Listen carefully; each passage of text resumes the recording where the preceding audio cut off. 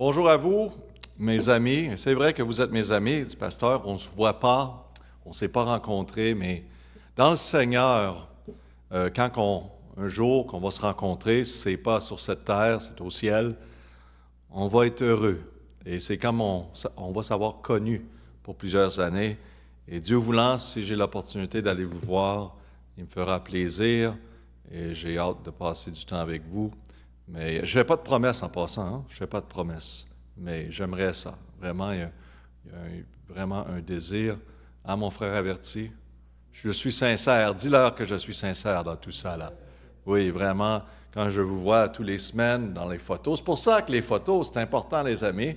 On vous connaît de cette façon-là, on vous revoit et on vous revoit. C'est tellement encourageant de vous voir grandir dans le Seigneur. Il n'y a personne de parfait, mais faites les efforts de continuer d'aller à l'Institut biblique, d'entendre les prédications et vraiment poser des questions si vous avez des questions à un sujet que vous n'êtes pas certain et que vous entendez peut-être dans vos églises. Et c'est différent. Regardez ce que la parole de Dieu dit. C'est ça qu'on veut, n'est-ce pas? Parce que nous sommes jugés par la parole de Dieu et cela est important. Donc, avant de commencer, on va chanter la B-I-B-L-E, quel livre merveilleux. Amen. Si vous avez votre Bible, prenez-la dans vos mains. La B-I-B-L-E, quel livre merveilleux. Et j'y tiens ferme, j'y crois toujours. La B-I-B-L-E, la Bible. Amen. OK, on va continuer notre étude sur la création-évolution. C'est leçon numéro 7. La semaine prochaine, leçon numéro 8, je vais avoir une leçon, mais on va avoir une partie d'examen. Frère Jean-Philippe également va avoir un examen. Ça va être court, donc inquiétez-vous pas avec ces choses-là. C'est vraiment plus pour savoir qu'est-ce qu'on sait ou qu'est-ce qu'on ne sait pas, et votre directeur va vous aider à travers de ces études-là, OK, de cet examen. C'est des simples examens, OK? Des simples quiz. Est-ce que ça existe, des quiz? Les quiz, c'est un examen qui est très petit. Je vais vous poser la question, est-ce qu'on croit à l'évolution? Est-ce que la Bible enseigne l'évolution? Bon, je crois que vous savez que la Bible n'enseigne pas l'évolution, ça enseigne la création. Donc, ça va être simple de mon côté. Inquiétez-vous pas, et aussi, on va avoir une leçon. Y a-t-il vraiment eu une arche et un déluge de Noé? La semaine passée, on a posé cette question, et on va continuer avec la deuxième partie de cela, qui va être encore plus claire à ce sujet. Premièrement, où sont les preuves sur terre du déluge de Noé? Où sont les preuves? On aime les preuves. Et la Bible nous dit, premièrement, dans 2 Pierre 3 à 6, « Sachant tout d'abord ceci, qu'au dernier jour, il viendra des moqueurs, qui se conduiront selon leur convoitise, et qui diront, où est la promesse de son avènement? » Hein? Le Seigneur qui vous a dit qu'il allait revenir, où est-il? Des moqueurs, la Bible dit, car depuis que nos pères sont morts, toutes choses demeurent comme depuis le commencement de la création. Verset 5, car il ignore. Le mot ignore, I-G-N-O-R-E-N-T, ignore volontairement. Ils font par exprès. Ignore volontairement ceci, c'est que les cieux, le mot cieux, furent autrefois créés par la parole de Dieu, aussi bien que la terre. Il ignore le fait que les cieux et la terre, tirés de l'eau et qu'ils subsistaient au moyen de l'eau, hein? Ça parle ici de Noé, que tout était en dessous de l'eau. Verset 6, et que ce fut par ces choses que le monde d'alors périt, submergé par l'eau. Voyez-vous ici que le monde se moque de vraiment que Dieu est le Créateur, que sa parole est la vérité, et que le déluge est vraiment arrivé, que le monde était entièrement couvert de l'eau. Il y en a qui disent que l'inondation était une inondation local. C'était juste dans une région. Imaginez-vous avec moi, vous êtes du monde très intelligent. Si l'inondation serait été locale, la Bible parle que c'était mondial, bien sûr, mais si ça serait été régional, local, puis les montagnes, l'eau, la Bible dit que l'eau est allée au niveau par-dessus les montagnes, les plus hautes, il y aurait donc un mur. Disons que votre ville, Bambama, serait inondée. Et là, à l'extérieur de Bambama, vous arriverez dans un mur de plusieurs kilomètres d'eau qui serait à un niveau de montagne. Je ne sais pas si vous avez des montagnes, mais imaginez-vous, vous êtes à un endroit qui a des montagnes. Donc, ça ne fonctionnerait pas parce que c'était couvert partout sur la terre au même niveau. Il n'y avait pas juste des régions. Donc, du monde ignorant qui ont toutes sortes d'histoires pour essayer de discréditer la création de Dieu. Les preuves du déluge de Noé peuvent être vues, le mot « vu », partout sur la terre. Des fonds marins au sommet des montagnes. Que vous voyagez en voiture, en train ou en avion, les caractéristiques physiques du terrain terrestre indiquent clairement un passé. Qu'on a eu dans le passé, il y avait quelque chose de catastrophique. Des canyons et cratères aux gisements de charbon et aux cavernes. Tout s'est fait assez rapidement, les amis. Tout cela s'est fait rapidement. Certaines couches de strates s'étendent à travers les continents, révélant les effets d'une immense catastrophe. Et vraiment, c'était une immense catastrophe, le déluge complète par-dessus les montagnes. La croûte terrestre contient d'énormes quantités de roches sédimentaires en couches parfois des kilomètres de profondeur. Ces couches de sable, de terre et de matériaux principalement déposés par l'eau étaient autrefois comme de la boue. Mais elle est maintenant de la pierre dure. Ça veut dire que ça a pris des sédiments rochers. C'est un mélange de boue et de roche. C'est devenu dur. Enfermés dans ces couches sédimentaires se trouvent des milliards d'objets morts. Ça, c'est quelque chose, n'est-ce pas? Des millions d'objets morts, fossiles de plantes et d'animaux enfouis très rapidement. Ça s'est passé très rapidement. L'évolutionniste essaie de dire que c'est des milliers d'années. Mais là, écoutez bien, l'évolutionniste ne peut pas contredire ceci. Les preuves partout sur la terre sautent aux yeux de tout le monde. Les fossiles sont des restes, des traces et des empreintes de plantes ou d'animaux qui ont été préservés dans le passé dans des couches rocheuses dans la terre. Ainsi, les fossiles qu'on trouve nous renseignent sur les animaux et les plantes qui vivaient dans le passé. Comme décrit dans Genèse 1, les animaux et les plantes ont été créés instantanément par Dieu. Ce n'a pas été un procès, on a parlé de ça. Pleinement formés et pleinement fonctionnels dès le début. C'est clair et c'est simple. Genèse 1 nous dit également que Dieu a créé les animaux et les plantes pour se reproduire selon leur espèce. Selon leur espèce. Il n'y a pas eu d'évolution, seulement selon leur espèce. Les animaux et les plantes fossiles apparaissaient dans des couches rocheuses entièrement formées et pleinement fonctionnelles, sans ancêtre évolutif supposé. Donc, quand ils regardent et qu'ils trouvent des fossiles, ils ne trouvent pas un mi-homme, ils ne trouvent pas un demi-singe qui est en train d'évoluer. Donc, une fois qu'ils apparaissaient dans la couche rocheuse, ils ne changent pas dans les couches successives, mais restent les mêmes. Donc, ils ne changent pas dans les couches successives, mais restent les mêmes et sont les mêmes aujourd'hui. Il n'y a aucune évolution. Ça veut dire, selon les couches, l'évolutionniste va dire, si on le trouve plus creux dans les couches, ça veut dire qu'il est plus vieux et qu'il est au début du procès d'évolution. Regardez bien, là. Mais qu'est-ce qu'on trouve maintenant? Quand on regarde, qu'est-ce qui est visuel, les faits, les scientifiques voient qu'ils trouvent les mêmes choses dans les mêmes différentes couches de sédimentaires. Donc, si tu as un oiseau, tu peux le trouver dans cette couche-là. Le même oiseau, tu peux le trouver ici. Ça n'aide pas du tout la théorie d'évolution, mes amis.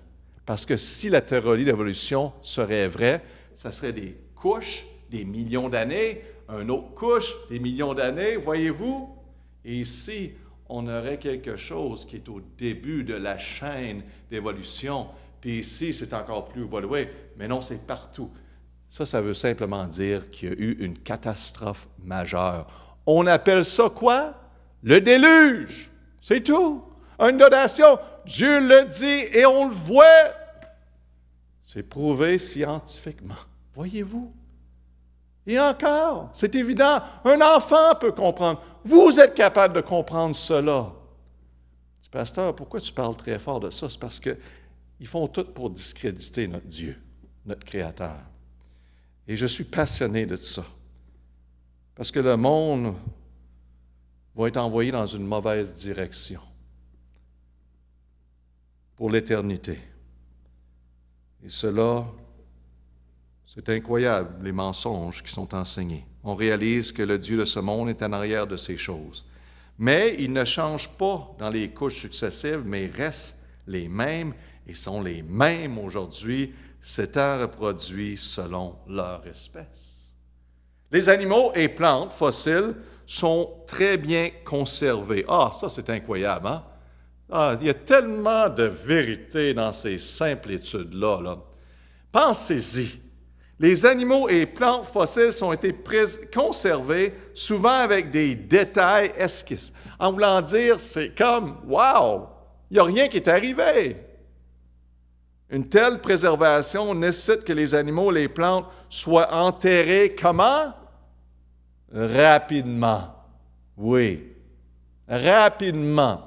Quand un animal est mort sur le bord du chemin, ça vous arrive en Afrique? Un animal est mort. Souvent, il va y avoir quelqu'un. Souvent, vous allez arriver, puis il va être détérioré. Il va avoir il va devenir pourri, qu'on peut dire, où il y a des animaux qui vont commencer. C'est pas préservé, n'est-ce pas? Pas du tout. Les plantes sont entièrement enterrées rapidement afin qu'ils ne pourrissent pas ou ne soient pas mangés par les charognards. Ainsi, un effoussement rapide lors d'une catastrophe est nécessaire à la fossilisation et puisque les fossiles se trouvent partout dans le monde, dans toutes les couches sédimentaires, ils semblent être complètement fossilés. Ils sont dans toutes les couches sédimentaires. Les preuves sont cohérentes avec le déluge biblique. Seulement, quelque chose de rapide qui a enterré plusieurs de ces fossiles en même temps pourrait préserver cela. Et c'est scientifique, mes amis. C'est simple. On comprend pourquoi. Pensez-vous qu'à travers des milliers, puis je parle de les milliers puis des milliards de fossiles, soit des plantes, soit des animaux, des personnes, qu'on pourrait trouver juste une preuve d'évolution. Donne-moi-en un! On dit, pasteur, je pense que j'ai trouvé quelque chose sur l'Internet. Ouais, vous avez trouvé des niaiseries, oui, des petites affaires qui sont essayées d'être mises ensemble et créées. Il n'y en a pas. Il devrait y en avoir des milliers. Il devrait y avoir des milliers de transitions qu'on pourrait voir et dire que c'est la science, que c'est vrai. Il n'y en a pas une véritable. Puis ceux-là qui sont dits d'en avoir quelques-unes puis d'en fabriquer ont été vérifiés. C'était vraiment pas vrai du tout. Donc, c'est simple, n'est-ce pas? Simplement croire qu'est-ce que Dieu a dit. Aucun déluge local n'a jamais recouvert toutes les autres collines et les montagnes sous tous les cieux. Le déluge de la Genèse devrait être mondial. Et nous trouvons aujourd'hui des milliards des choses mortes, fossiles, qui ont été enfouies rapidement dans des couches rocheuses déposées par l'eau, couches de roches sédimentaires partout sur la Terre. Nous trouvons également les fossiles dans des accumulations massives qui appellent des cimetières, où il y en a beaucoup, des quantités. Je peux vous dire quelque chose, Dieu en a créé des animaux. Puis il y a une raison parce qu'on en bénéficie de tous ces fossiles aujourd'hui. Donc certains se trouvent dans des vastes couches qui peuvent être retracées à travers le continent et des continents à l'autre. Donc, est-il vraiment important que nous, comme chrétiens, croyons à ce témoignage des fossiles? Jésus le Créateur lui-même a dit, « Car si vous croyez Moïse, vous me croyez aussi, car il a écrit de moi. Mais si vous ne croyez pas ces écrits de l'Ancien Testament, de Moïse, si vous n'en croyez pas cela, comment croyez-vous mes paroles? » Si on commence à dire que certaines histoires et certaines choses dans l'Ancien Testament, quoi que ce soit, qui ne sont pas vraies, qui étaient enseignées, comme des histoires de Noé, etc., si on dit que ça n'est pas arrivé, comment qu'on peut vraiment croire le reste de la parole? Pourquoi qu'on ne questionnerait pas tout le reste de la parole de Dieu? Moïse a écrit sur la création du déluge, donc Jésus dit que nous devons croire ce que Moïse nous a dit. Si nous ne pouvons pas faire confiance à la Genèse sur la création et le déluge, alors comment pouvons-nous faire confiance à l'offre du salut de Dieu à travers de la mort de Christ sur la croix? Des bonnes questions à réfléchir. Une autre question, où est l'arche de Noé aujourd'hui? Où est l'arche de Noé aujourd'hui? Honnêtement, je n'ai pas besoin de voir l'arche de Noé pour croire et avoir plus de foi. Hein? Les enfants d'Israël, ils ont vu Dieu diriger de certaines façons à travers l'Ancien Testament. Ils ont vu les provisions, ils ont vu la nourriture tomber du ciel. Et le monde dirait, si ça m'arriverait cela, je croirais. Bon, il se trouvait peu après s'égarer de Dieu. Donc, non. Mais la Bible nous dit, dans Genèse 8:4, « Et au 7e mois, et au 17e jour du mois, l'arche s'arrêta sur la montagne d'Ararat. » La montagne d'Ararat se trouve l'arche de Noé. L'arche atterrit dans les montagnes, c'est normal, hein? C'est le premier endroit, donc il y aurait de la terre, donc ça va s'atterrir sur la montagne. L'ancien nom de ces montagnes pourrait faire référence à plusieurs régions du Moyen-Orient, comme le mont Ararat en Turquie ou d'autres chaînes de montagnes dans le pays voisin. Ça pourrait s'appliquer à différents. Le mont Ararat a attiré le plus d'attention car il est recouvert de glace permanente. Et certaines personnes reportent avoir vu l'arche. De nombreuses expéditions et recherches ont recherché l'arche. Il n'existe aucune preuve concluante de l'emplacement ou de la survie de l'arche.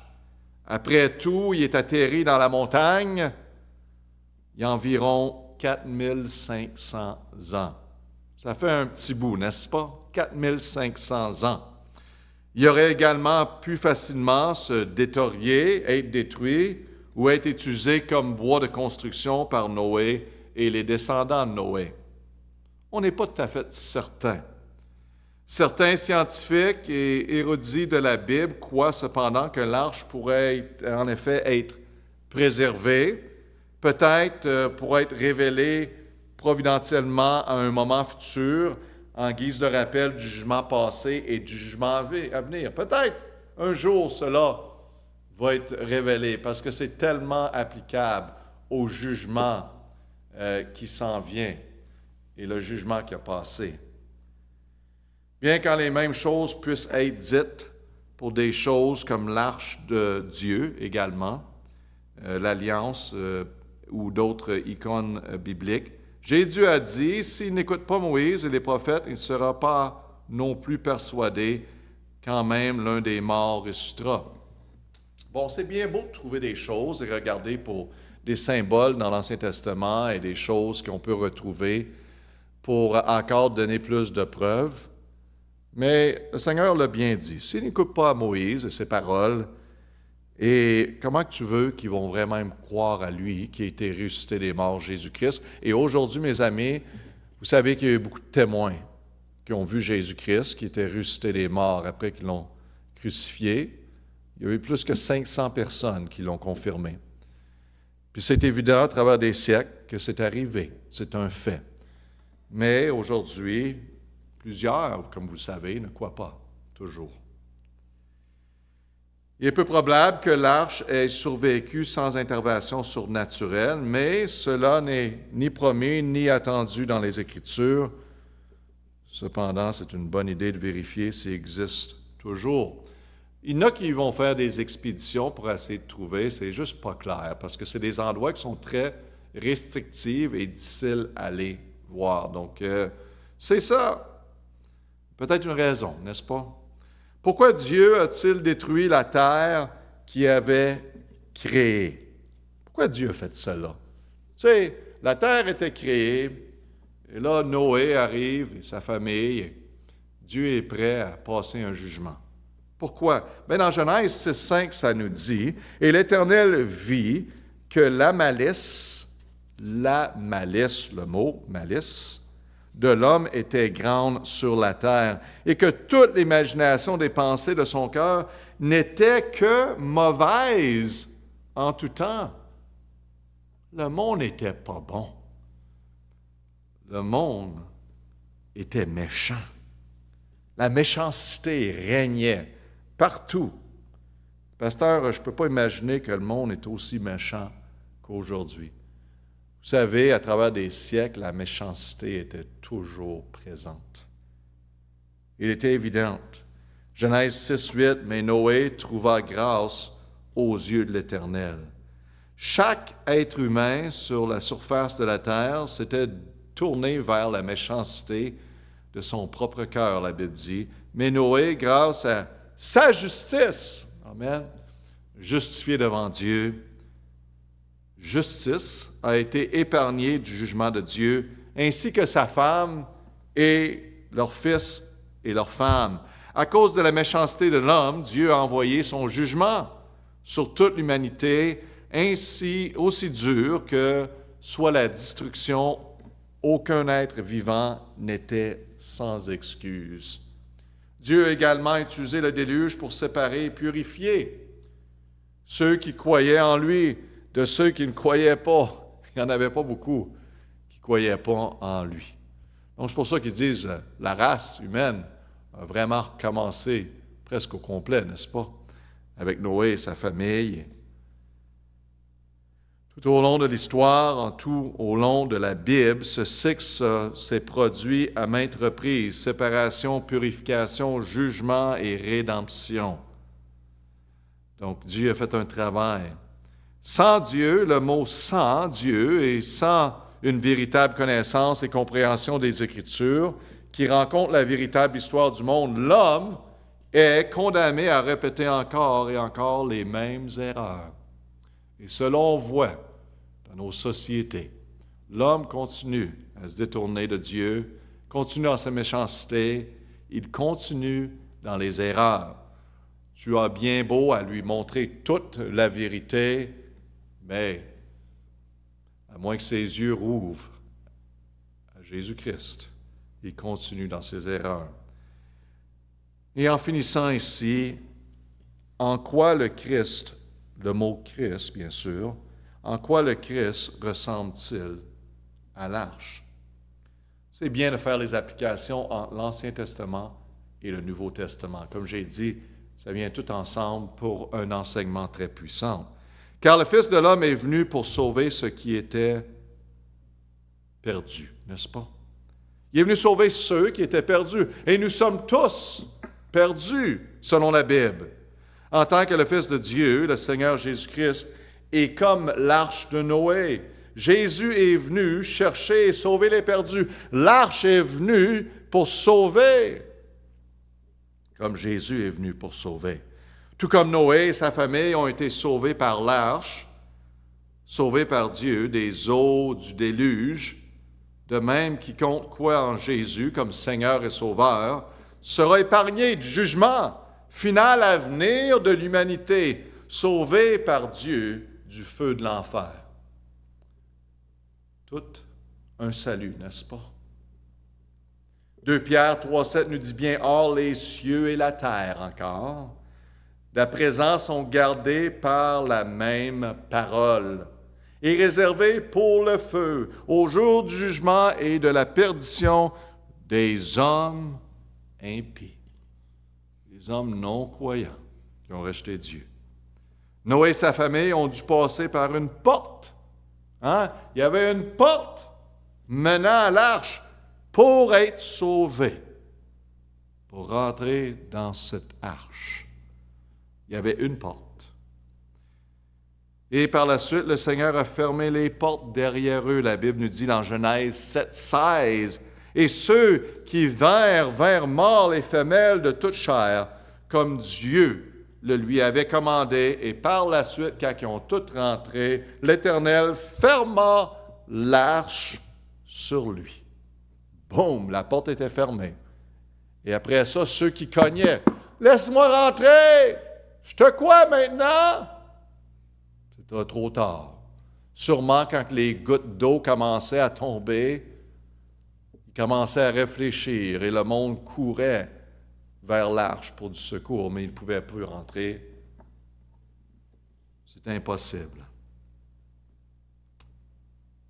Nous devons donc, nous aussi, passer par une porte pour être sauvés, afin de ne pas être éternellement séparés de Dieu.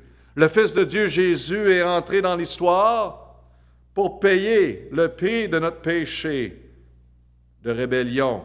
Et Jésus dit bien, lui-même, dans le Nouveau Testament, dans Jean 19, il dit, « Je suis quoi? La porte. Hein? Cette porte-là, je suis la porte. » Quelle vérité maintenant pour ceux qui connaissent l'Ancien Testament, qui réalisent que l'arche était là pour le salut. Et il y avait une rentrée à cette arche-là, comme le salut se trouve dans une personne, Jésus-Christ. Jésus est la porte. Si quelqu'un entre par moi, il sera, quoi? Sauvé. Il entrera et sortira et trouvera de la pâture. Amen. Mes amis, venez à Jésus-Christ, passez par lui. La religion ne peut pas vous sauver. Vos bonnes œuvres ne peuvent pas vous sauver. Mélangez pas la sanctification avec la justification. Hein? Le monde est en train de dire que le procès de devenir meilleur, le procès d'aller à l'Église, le procès de donner, le procès de s'engager, va un jour me sauver ou me garantir mon salut. Non, il n'y a rien que vous pouvez faire. On fait ce qu'on fait parce qu'il a donné sa vie pour nous. Et notre motivation n'est pas pour atteindre le ciel, parce qu'on a Christ en nous quand on le reçoit comme Seigneur et Sauveur. Et par la suite, à cause qu'on a une relation établie, on vit pour lui, on va le servir, on va le donner, on va s'offrir volontairement. Dieu est bon, venez à lui pour le salut, si ce salut-là n'a pas été enseigné et vous n'avez jamais entendu. C'est le salut biblique en passant. Ce n'est pas le salut religieux, ce n'est pas le salut enseigné dans ce monde, mais c'est le salut que Jésus-Christ enseigne. Si vous avez besoin, si vous avez des questions à ce sujet, n'hésitez pas d'en parler. C'est la plus importante décision de votre vie. C'est de recevoir Jésus-Christ comme Seigneur et Sauveur, afin d'être sauvé. On va prier. Père éternel, merci pour ta parole et merci pour cet exemple dans la parole de Dieu. Père, c'est tellement encourageant. On enseigne que la Bible dit et cela suffit. mais de le comprendre et de voir comment c'était nécessaire que le fait que les fossiles sont encore préservés, qu'ils se trouvent dans toutes les couches des sédiments. Père, ça simplement indiquer que la Bible est vraie et que le déluge s'est passé. Père, merci pour ces confirmations. Merci, Père, pour ta parole qui nous enseigne de vivre par la foi. Ah, ces choses sont encourageantes, bien sûr, d'apprendre, mais on a besoin plus que d'autres choses de vivre par la foi. Le salut en Jésus-Christ est par la foi. De vivre jour après jour, on doit vivre de la même façon, par la foi. Fais un travail en nous et sois glorifié au nom de Jésus. Amen. Amen. Have a good day. Buenos dias. Bonne journée. Blah, blah, blah.